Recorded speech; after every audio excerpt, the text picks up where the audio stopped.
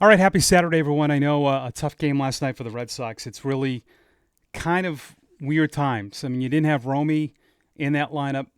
They have survived a lot of injuries, and we'll see how they can survive this. This is definitely not easy. I'm not making excuses. It is what it is.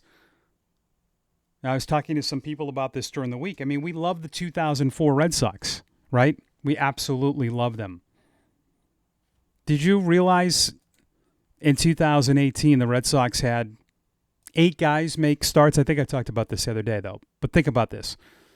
Schilling, Martinez, Wakefield, Lowe, and Arroyo, all 29 or more. You had Kim, had 3 starts. Astacio and Alvarez.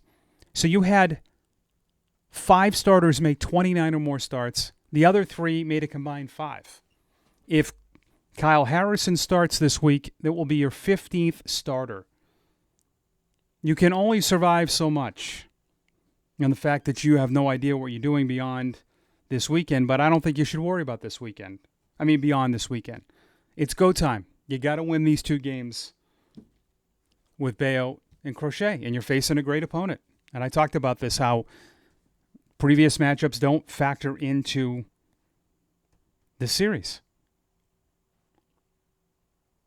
But, is it got to the point where it's too much? It might be. Anthony, to me, just felt more deflating than Bregman for some reason. But they have gone through a crap load this year. And so have the other teams. Let's not discount the Yankees, like I've talked about. Cole and Heel mostly out. Their trade acquisitions didn't do great, but they had a lot of injuries. Houston, they've missed Alvarez most of the year. How about Texas now, winning without Seager, Adolis Garcia, and Nathan Eovaldi? Detroit looks like they're without Skubal. They've had injuries. The Dodgers, but the Red Sox have had a lot. 14 different guys to make starts. And when I looked at that lineup last night, I did not go into that game feeling great about it. I felt a little, I lean more in the 50-50 range. I mean, you could say every game's 50-50, but when you pitch, that's a good thing. Like if you didn't have Giolito last night, that game could have been out of control early. But with not knowing what's happening beyond this weekend, you've got your 2 studs here.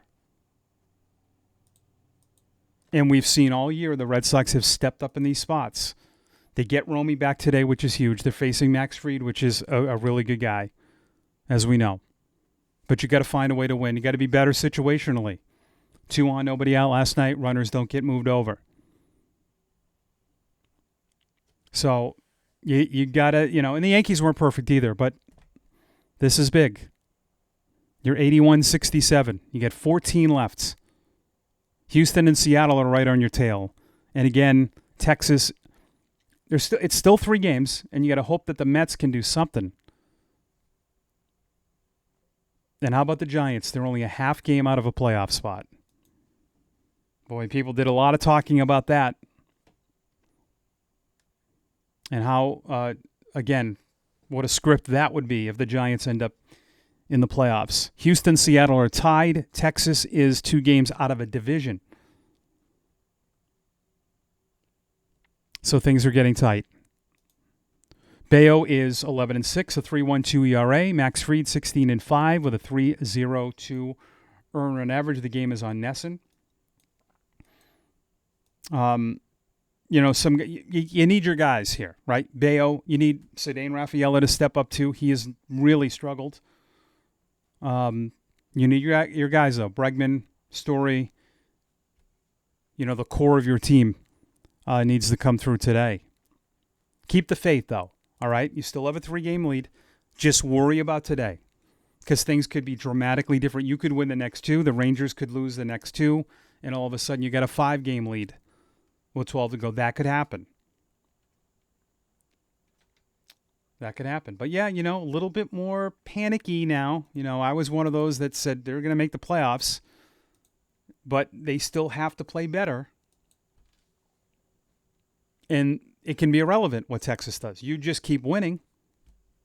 Takes care of itself. So enjoy the game this afternoon. Make sure to subscribe to the channel. Follow me on social media. Have yourself a great Saturday.